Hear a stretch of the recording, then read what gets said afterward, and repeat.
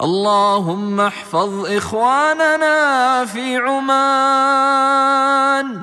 اللهم احفظ إخواننا في عمان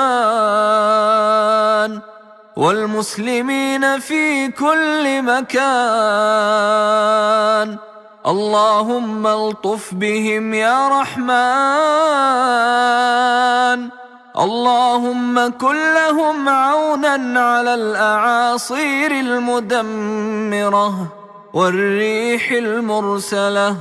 اللهم أعطهم خيرها وخير ما فيها وخير ما أرسلت به، وأعذهم من شرها وشر ما فيها وشر ما أرسلت به.